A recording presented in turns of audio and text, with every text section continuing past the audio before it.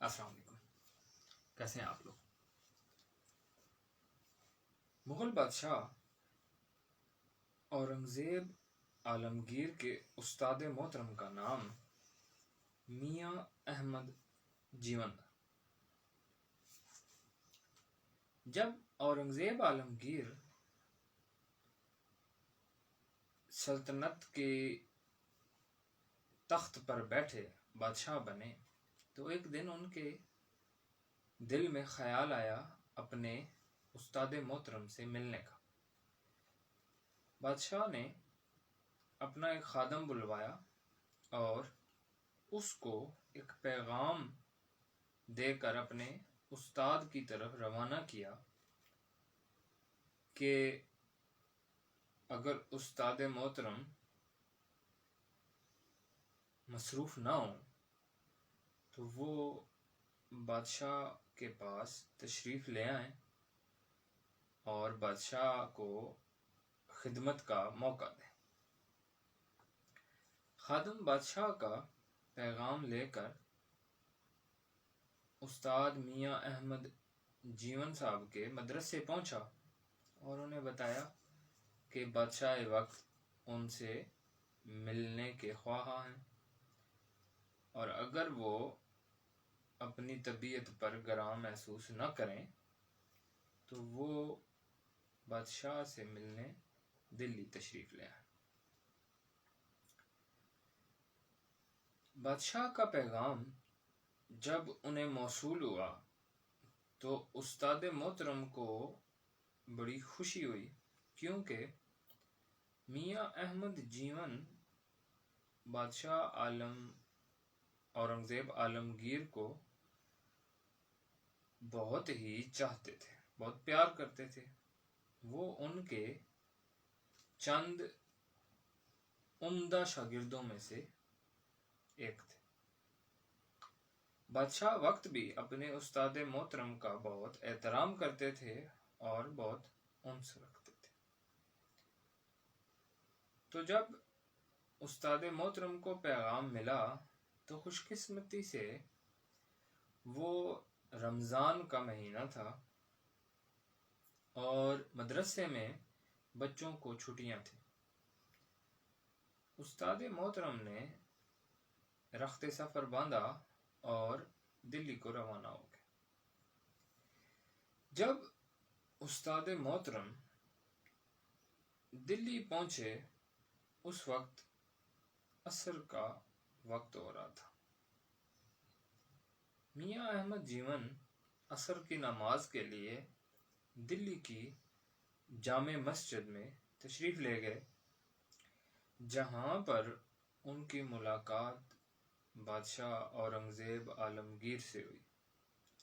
دونوں استاد اور شاگرد ایک دوسرے کو مل کر بہت خوش ہوئے اور نماز کے بعد بادشاہ اپنے استاد محترم کو لے کر اپنے ساتھ محل روانہ ہو گئے۔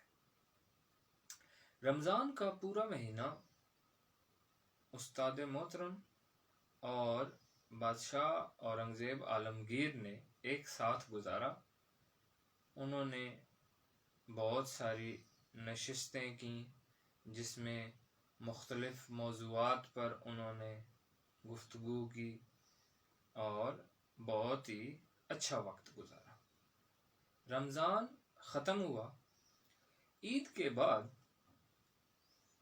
استاد محترم نے بادشاہ اورنگزیب عالمگیر سے ملاقات کی اور انہیں بتایا کہ اب وہ واپس اپنے مدرسے جانا چاہتے ہیں، کیونکہ اب بچوں کی تعلیم و تدریس کا سلسلہ دوبارہ سے شروع ہو رہا ہے۔ شاگرد نے اپنے استاد کو بخوشی اجازت دی اور یوں استاد محترم اپنے مدرسے کی طرف روانہ ہوئے۔ جانے سے پہلے آخری ملاقات میں بادشاہ اورنگزیب عالمگیر نے استاد محترم کو اپنے پاس سے ایک چونی پیش کی استاد کو چونی جب دی گئی بادشاہ کی طرف سے تو استاد محترم بڑے خوش ہوئے، انہوں نے بڑی خوش دلی سے اس چونی کو قبول کیا۔ خیر، استاد محترم واپس اپنے مدرسے چلے گئے اور بادشاہ اپنی حکومت کی ذمہ داریوں میں مصروف ہو گیا۔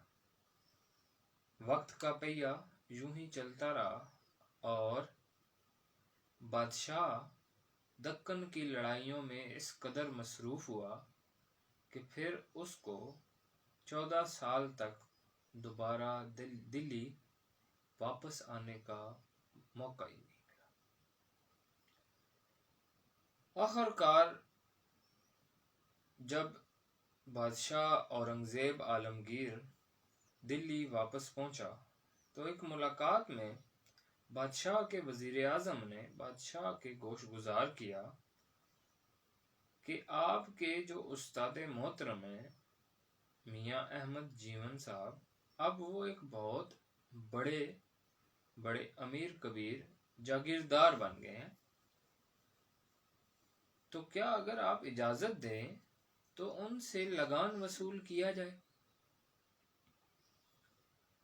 بادشاہ کو جب اس بات کا پتہ چلا تو اسے تھوڑا حیرت بھی ہوئی، کیونکہ وہ جانتا تھا کہ اس کے استاد محترم میاں احمد جیون صاحب ایک بہت ہی غریب انسان تھے اور بڑی ہی سادہ زندگی گزارنے والی شخصیت تھے۔ بادشاہ کے دل میں اپنے استاد محترم سے دوبارہ ملنے کا اشتیاق ہوا۔ بادشاہ نے پھر اسی طرح اپنا ایک پیغامبر اپنے استاد کے مدرسے کی طرف روانہ کیا اور اسے یہ پیغام دیا کہ وہ اپنے استاد سے ملنا چاہتے ہیں۔ پیغامبر جب استاد محترم میاں احمد جیون صاحب سے ملا اور انہیں بتایا کہ بادشاہ وقت ان سے ملاقات کی خواہش رکھتے ہیں، تو استاد محترم نے خوشی کا اظہار کیا۔ پھر اسی طرح ہی رمضان کے مہینے میں جب بچوں کو مدرسے سے چھٹیاں ہوئیں تو استاد نے دلی کا رخت سفر باندھا اور اپنے شاگرد بادشاہ اورنگزیب عالمگیر سے ملنے چل پڑے۔ جب استاد اور شاگرد کی ملاقات ہوئی، بادشاہ اورنگزیب عالمگیر نے دیکھا کہ اس کے استاد پہلے کے ہی طرح بہت ہی سادہ لباس میں ملبوس تھے اور ان کی وضاحت سے کہیں سے بھی یہ نہیں لگتا تھا کہ وہ کوئی بہت بڑے جاگیردار ہیں۔ یہ دیکھ کر بادشاہ کو اپنے استاد سے پوچھنے کی ہمت نہ ہوئی کہ وہ جاگیردار کیسے بنے۔ خیر، کچھ وقت دن گزرے، بادشاہ اور شاگرد کی ملاقاتیں ہوتی رہیں۔ ایک دن استاد میاں احمد جیون نے خود ہی ذکر کیا کہ آپ نے جو چونی مجھے دی تھی وہ بڑی برکت والی تھی۔ بادشاہ نے استاد محترم سے سوال کیا کہ وہ آپ کیسے کہہ سکتے ہیں استاد محترم؟ تو استاد محترم نے جواب دیا کہ جب میں یہاں سے روانہ ہوا، واپس جا کر میں نے آپ کی دی ہوئی چونی سے بنولا خریدا اور کپاس کی کاشت کی۔ اللہ تعالیٰ نے اس میں اتنی برکت دی کہ میں چند ہی سالوں میں ایک بہت بڑا جاگیردار بن گیا۔ یہ سن کر بادشاہ مسکرانے لگا اور اس نے اپنے استاد محترم سے کہا کہ استاد محترم، اس چونی کی ایک کہانی ہے، اگر آپ اجازت دیں تو میں آپ کو وہ کہانی سنانا چاہتا ہوں۔ استاد محترم نے اجازت دی۔ بادشاہ نے اپنے ایک ملازم کو بلوایا اور اسے کہا کہ وہ چاندنی چوک جائے، وہاں ایک بنیا ہے ہندو، اس کا نام ہے اتم چند، اس کو کہے کہ بادشاہ اسے یاد کر رہے ہیں اور وہ آتے ہوئے فلاں تاریخ والا کھاتے والی کتاب وہ ساتھ لیتا ہوا آئے۔ پیامبر چاندنی چوک پہنچا، اس نے جا کر اس بنیے کو بادشاہ کا پیغام دیا۔ بادشاہ کا پیغام ملتے ہی وہ بنیا تھر تھر کانپنے لگا۔ خیر، جیسے تیسے وہ بادشاہ کے دربار میں بھاگا دوڑا، اس کھاتے کی کتاب کو اٹھائے ہوئے پہنچا۔ اجازت ملنے پر جب وہ بادشاہ کے روبرو پیش ہوا تو وہ بنیا کانپ رہا تھا، ڈر کے مارے کہ نہ جانے اس سے کون سی غلطی سرزد ہو گئی ہے کہ اب اس سے باز پرس ہوگی اور نہ جانے اس کو کیا سزا دی جائے۔ بادشاہ نے بھی بنیے کی حالت دیکھ کر محسوس کر لیا کہ بنیا بہت خوفزدہ ہے۔ بادشاہ نے اس سے کہا کہ تمہیں خوفزدہ ہونے کی ضرورت نہیں ہے، یہاں بیٹھ جاؤ اور اس کھاتے کو، اس کی تفصیل مجھے ایک ایک کر کے بتاتے چلے جاؤ۔ بنیے کی جان میں جان آئی، اس نے کھاتا کھولا اور بادشاہ کو اس کھاتے میں درج تمام چیزوں کی تفصیل بتانے لگا۔ ایک جگہ کھاتے میں ایک چونی کا ذکر تھا، مگر اس کے ساتھ اس کی کوئی تفصیل درج نہیں تھی۔ بادشاہ نے استفسار کیا کہ اس کی تفصیل درج کیوں نہیں ہے، اس کی تفصیل مجھے بیان کرو۔ بنیا تھوڑا خوفزدہ ہوا، مگر بادشاہ سے گویا ہوا کہ بادشاہ سلامت، اگر آپ اجازت دیں تو اس چونی کی حقیقت میں بیان کرنا چاہتا ہوں۔ بادشاہ نے اسے اجازت دی۔ بنیا کہنے لگا کہ کچھ عرصہ پہلے کی بات ہے کہ ایک رات بہت ہی شدید موسلا دھار بارش ہو رہی تھی۔ میں نے چونکہ اپنا گھر نیا نیا بنایا تھا تو بارش کی تیزی کے باعث میرے گھر کی چھتیں ٹپکنے لگی تھی۔ حکومتی تمام کھاتے وہ بھی میرے ایک گھر کے، اسی گھر کے ایک کمرے میں رکھے ہوئے تھے اور اس کمرے کی بھی چھت ٹپکنے لگی تھی۔ مجھے پریشانی لاحق ہوئی کہ اگر یہ یوں ہی ٹپکتی رہی تو میرے سارے کھاتے خراب ہو جائیں گے۔ اسی پریشانی میں رات آدھی کا وقت تھا، میں نے اپنے گھر سے باہر جھانکا کہ شاید کوئی مزدور مل سکے۔ میں نے کیا دیکھا کہ ایک गली के कोने पर कोई आदमी लालटेन की रोशनी में खड़ा था। मैंने उसे आवाज देकर बुलाया और उसे कहा कि क्या तुम मजदूरी करना चाहोगे? उस आदमी ने फौरन से रजामंदी का इजहार किया।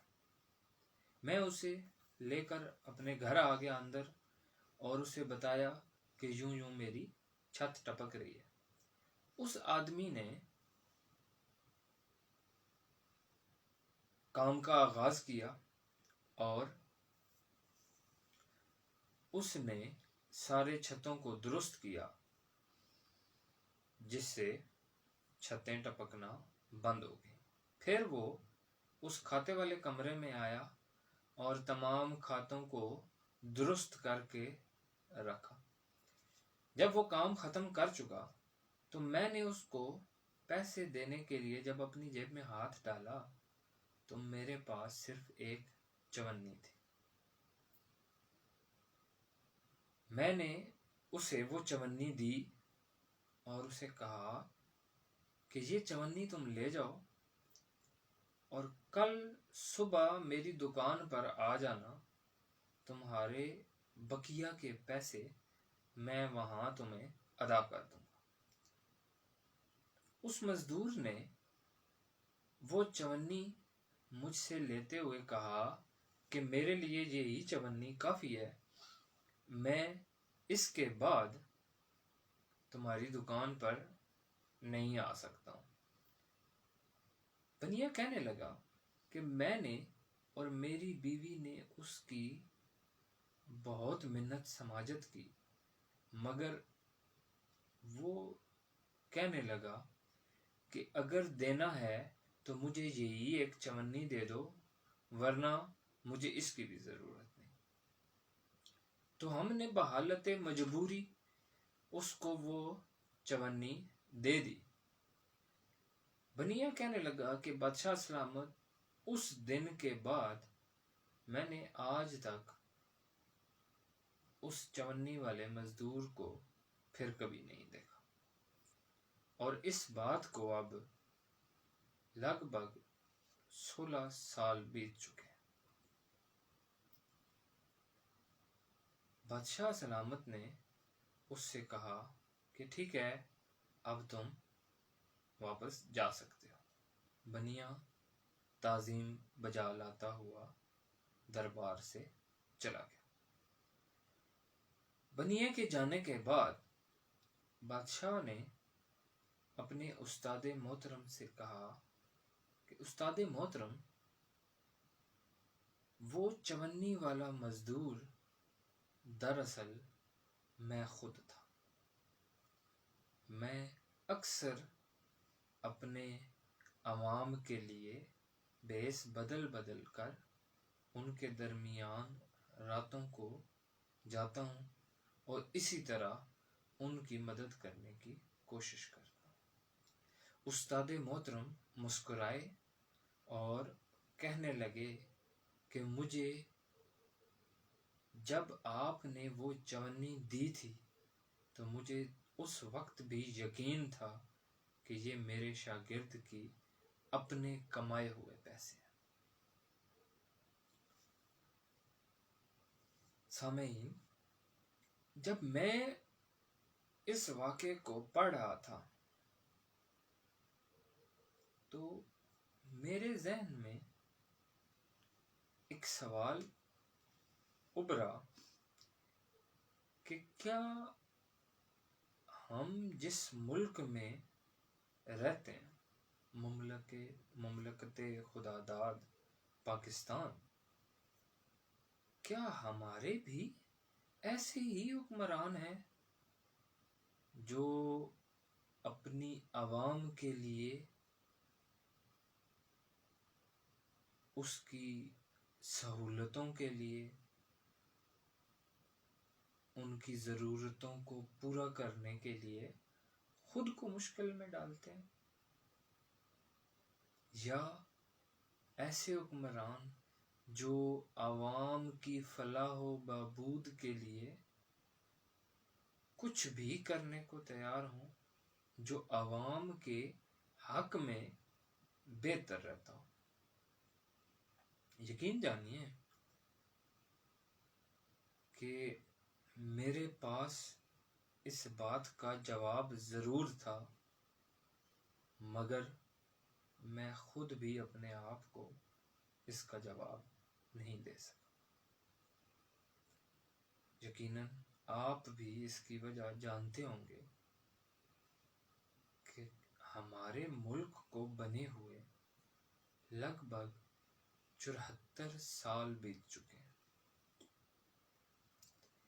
ان 74 سالوں میں ہم نے بہت سے اسکینڈل بھی دیکھے ہیں، بہت سی کرپشن کی داستانیں بھی سنی ہیں، بہت سی نوازشوں کی داستانیں بھی سنی ہیں، مگر افسوس صد افسوس کہ اس ملک کو غریب پرور حکمران نصیب نہیں ہوئے۔ باتیں کرنے والے بہت سارے ہیں، ہر کوئی جب اقتدار کی کرسی پر بیٹھتا ہے تو وہ عوام کو بہت سارے سبز باغ دکھاتا ہے، مگر جب عمل کی باری آتی ہے تو وہ مسائل گنوا گنوا کر اپنی ذمہ داریوں سے پہلو تہی کی کوشش کرتا ہے۔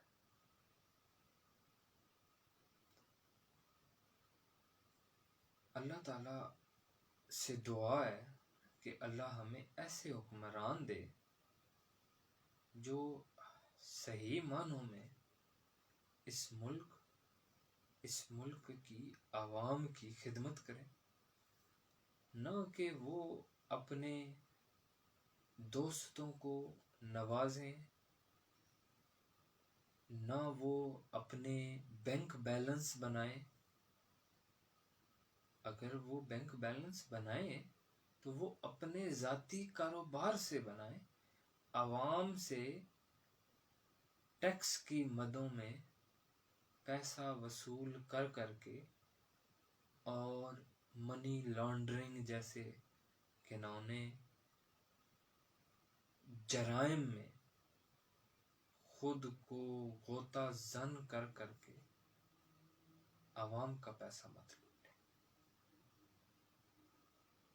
آپ کی اور میری، ہماری یہ ذمہ داری ہے کہ جب ہمیں موقع ملے تو ہم بھی ایسے ہی لوگوں کو چنیں جو کہ حقیقی معنوں میں عوام کی خدمت کریں، جو کہ